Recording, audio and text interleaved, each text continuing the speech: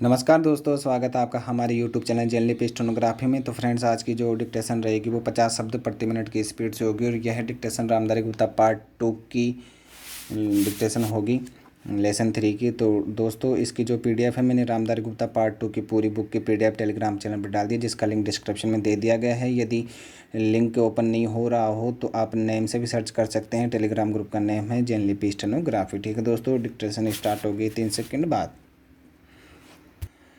आइए आज हम अपने विचारों को उस दिन तक ले जाएं जब हमने गणराज्य की घोषणा की थी। अपनी विकास की योजनाओं के संबंध में हमने वास्तव में काफ़ी प्रगति की है, परंतु क्या हम भारत के सब नागरिकों को दरिद्रता, अभाव तथा कष्ट से मुक्त करा पाए हैं? प्रकृति की शक्तियों को अपने अधीन करने और जनता के कल्याण के लिए उन्हें नियंत्रण में लाने की दिशा में भी हम आगे बढ़े हैं, किंतु हम यह नहीं भूल सकते कि कुछ महीने ही हुए हमें भारत के उत्तर पूर्वी प्रदेशों में भयानक बाढ़ का सामना करना पड़ा था, जिसके कारण यातायात के साधन छिन्न भिन्न हो गए और वहाँ की जनता को भारी हानि उठानी पड़ी। निसंदेह साक्षरता, प्रसार और रोगों के निराकरण के महत्वपूर्ण उपाय भी हमने सोचे हैं। यद्यपि अभी भी देश के बहुत से भागों में निरक्षरता और बीमारी पर्याप्त मात्रा में दिखाई देती है। जन कल्याण की योजनाओं को हम बराबर आगे बढ़ाते रहेंगे, यह हमारा दृढ़ संकल्प है। इसमें संदेह नहीं किया जा सकता। इन योजनाओं के पूरे होने के संबंध में जो प्रयास अब तक किया गया है, उससे भी हमें असंतुष्ट नहीं होना चाहिए। फिर भी जो कुछ अब तक किया जा सका है, यदि वह बहुत चमत्कारी नहीं दिखता तो उसका कारण यह है कि अभी निर्माण कार्य जारी है और समाप्त नहीं हुआ है। राष्ट्र के निर्माण में समय की आवश्यकता होती है। आज हमारा गणराज्य दिवस है और भारत जैसे प्राचीन राष्ट्र के इतिहास में 5-7 वर्ष की अवधि एक स्वल्प काल है।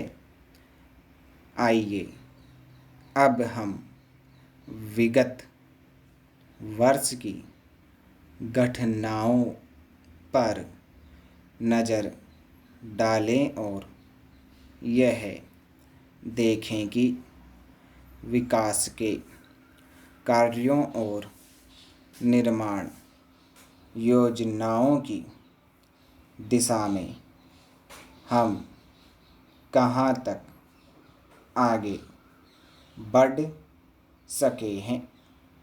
यदि मुझसे यह कहा जाए कि बीते वर्ष की घटनाओं का वर्णन मैं एक वाक्य में करूं तो मैं कहना चाहूँगा कि संविधान में दिए गए निर्देशों के अनुसार हमने समस्त राष्ट्र के साधनों को ऐसे ढंग से जुटाना आरंभ कर दिया है जिससे यह स्पष्ट हो जाता है कि भारत में कल्याणकारी राज्य की स्थापना का श्री गणेश हो चुका है। पिछले वर्षों में हमने जो संकल्प और दावे किए थे अब वे मूर्तिमान होने लगे हैं।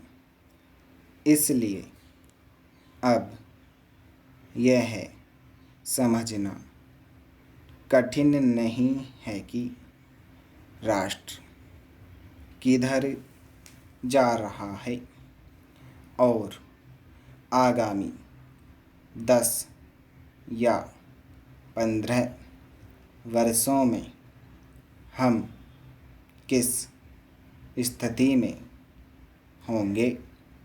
महान नदी गाठी योजनाओं पर कार्य बराबर जारी है।